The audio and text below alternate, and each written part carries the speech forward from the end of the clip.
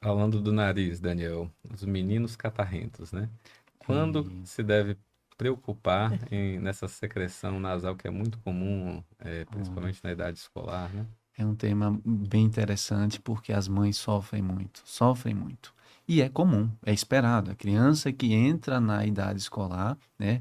Então, isso está sendo cada vez mais precoce. Então, crianças que entravam na escola com 3, 4, 5 anos de idade, hoje está precisando entrar em creche escolinha com 10 meses de idade, muitas vezes antes de um ano. Muito bem. Consequentemente, vai ter mais contato com outras crianças, os vírus vão circular mais para aquela criança e ele vai ficar mais doente. Então, toda criança que inicia o contato em creche e escolinha, nos primeiros 2 anos, é muito comum ele ter um episódio de infecção de viária superior, tipo gripe, resfriados, resfriados comuns.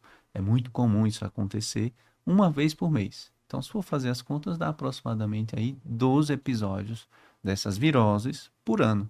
E isso está normal, isso está dentro do esperado, Ai, certo? não tinha noção desse número, É, hein? é muito. E é Muito. muito mesmo. Quem está em casa agora vendo a gente, assistindo, vai ver. Não, doutor, eu passei por isso e tal, meu Imagina filho. 12. Eu tenho 2 filhos. Um É. de 5 e outro de 3. O primeiro ano do meu filho, que foi aquele primeiro ano pós-pandemia, que todo mundo começou a ir para a escola normal e Hum, tal, ele teve 19 episódios. Eita, eita. Então foi um caramba. pouco acima da média. Mas de tudo, daquela que febre com diarreia, só febre sem ter motivo nenhum, sem apresentar nada. Então eu fui contando, deu 19. Então foi Os vírus acima da estavam média. represados e aí Mas se abriu a você começa a porteira. ter uma ideia do que a gente viu com outras crianças da mesma idade, eu tinha ideia disso, que a gente vê crianças todo dia no consultório.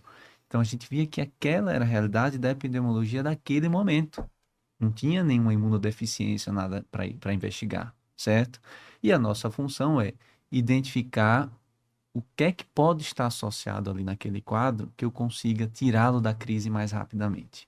Por exemplo, se tem uma rinite que não está sendo bem tratada, essa criança tem mais congestão, uma congestão mais prolongada, uma produção de muco mais prolongada. Se essa criança tem uma rinite e tem um quadro de hiperreatividade brônquia que não está sendo bem tratado e controlado, essa criança entra na virose e aquela tosse que já era para estar boa com até 2 semanas, ele já está na terceira, quarta, é o tempo de pegar a segunda virose. E aí chega lá no consultório de George, olha, meu filho está tossindo há 3 meses Uhum. e fica bom poucos dias e nunca melhora. Tem que investigar a via aérea superior, a inferior também. Tem que ajustar, por isso a importância dessa parceria, porque a gente avalia a via aérea superior, o George avalia a via aérea inferior. E se nesse processo a criança tem um padrão inflamatório a mais, que não está bem compensado, ele demora para sair dos quadros virais. E na maioria das vezes, infelizmente, né, são poucos casos que evoluem com infecção bacteriana.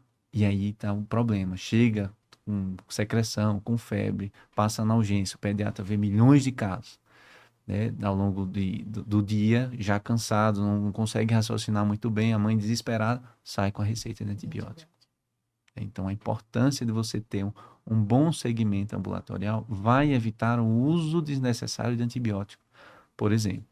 E essa criança que tem uma rinite que não está bem compensada, há uma maior chance de ela evoluir com a rinocinusite aguda bacteriana, por exemplo. E aí entra uma série de outros assuntos interessantes. Por exemplo, essa criança, ela, por conta dos estímulos virais, do mesmo jeito que aumenta o número de gânglios cervicais, são os linfonodos, o pessoal chama popularmente de íngua, é esperado. Você está na vigência do processo inflamatório infeccioso. Seu organismo precisa combater. Ele precisa aumentar a produção de células inflamatórias para combater, células de defesa. Com, Consequentemente, os gânglios ficam mais inchados. Isso acontece muito bem na adenóide, naquela estrutura que a gente vê ali no fundo do nariz. E é comum, criança entrou na idade escolar, Aqui mais ou e aí menos. atrás, É. exatamente aí, exatamente aí. E esse é um tecido linfático que produz células de defesa. Está na vigência da fase aguda, ele vai aumentar de tamanho. E do mesmo jeito, de uma forma muito parecida, que essas ínguas no pescoço tendem a evoluir com o passar do tempo, ela também tende a evoluir com o passar do tempo. O problema é que tem crianças que aumentam de tamanho e a sequência de infecções é tão grande que não dá tempo de reduzir e ela fica muito sintomática. dorme de boca aberta, ronca de noite, não consegue sair de uma crise viral, de um resfriado, sem precisar usar antibiótico, aquele muco fica ali retido na parte de trás, é uma tosse que não melhora nunca. Isso tudo tem muito a ver com o quadro dessa hipertrofia da adenoide. Então, você vê que uma coisa termina levando a outra.